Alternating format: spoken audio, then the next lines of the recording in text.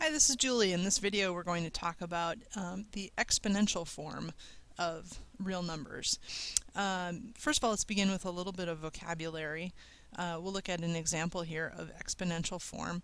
So we have this number here, x to the n power, and that's how we would read that, x to the n power. And what this means is that basically it's a shorthand for repeated multiplication. So x to the n means that I'm going to take x and I'm going to multiply it by itself n times. So if n is 2, I'll multiply x times x 2 times. If n is 3, I'll multiply x times x times x.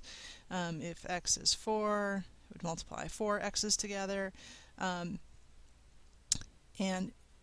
so on until I reach whatever number n is equal to. Now, when I look at this exponential form here, there's two pieces. There's the x and the n. The x is what we call the base number there, and the n is what we call the exponent. So let's look at a couple of specific examples here. So we've got, in the next example here, 3 to the second power. Another way of saying 3 to the second power, sort of a shorthand, is we say 3 squared. And that actually comes from the area formula for a square. If I want to find the area of a square, I multiply the two sides together. Or I raise the length of the side to the second power, so that's where that phrase comes from. So 3 to the second power means that I'm going to take that base number 3 and I'm going to multiply it by itself a total of 2 times. So I'm going to multiply 2 3's together. And 3 times 3, of course, is equal to 9. And so if I were told to simplify 3 to the second power, that's what I would do. I would multiply out 3 times 3, and I would end up with 9 as my answer. And here again, in 3 to the second power, 3 would be the base, and 2 would be the exponent. So let's look at another example. This time I have 5 to the third power. So 5 is the base, 3 is the exponent, and what this means is that I'm going to multiply 5 by itself 3 times. So 5 times 5, oops, that's not what I wanted there. 5 times 5 times 5 is what I really wanted. And 5 times 5 is 25. 25 times 5 is 125.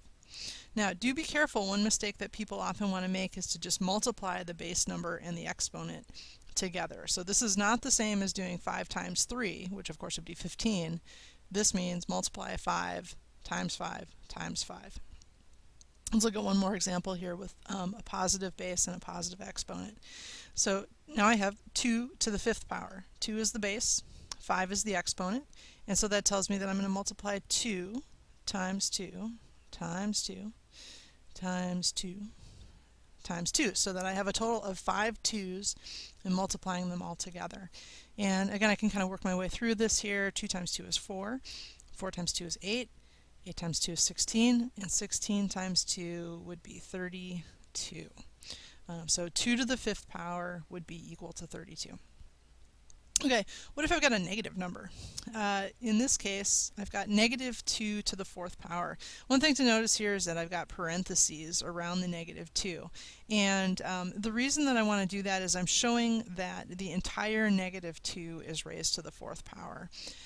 Sometimes you'll see a problem that looks like this, negative 2 to the fourth power, and that means something different. It means take 2 to the fourth power, figure out what that's equal to, and then make it negative.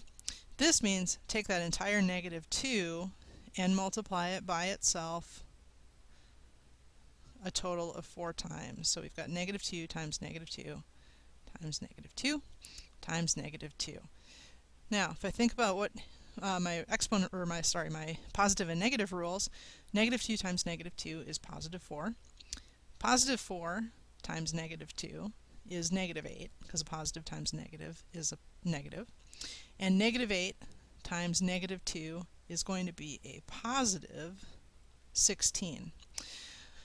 Okay, let's look at another similar example. So now we have negative 2 to the fifth power. So very similar, but this time I'm multiplying by one more negative 2. So I've got negative 2 times negative 2 times negative 2 times negative 2 times negative 2. So I already know that negative 2 times negative 2 times negative 2 times negative 2 is positive 16. And if I take that positive 16 and I multiply it by negative 2, I'm going to get negative 32. So one thing to notice here is that sometimes when I raise a negative number to a power, I get a positive answer. And sometimes when I raise a negative number to a power, I get a negative answer.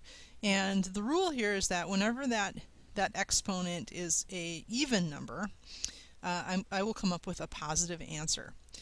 Because if the number of negatives is even, pairs of them will sort of cancel each other out. The pairs will multiply together to make positive numbers, and my answer will end up being positive.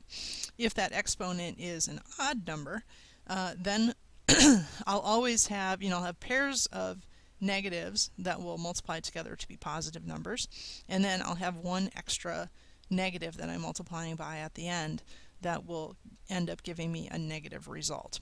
So anytime you see an even exponent on a negative number, you're going to get a positive answer. Anytime you see an odd exponent on a negative number, you're going to get a negative answer. So that's it. In the next video, we will look at some other properties involving exponents and products.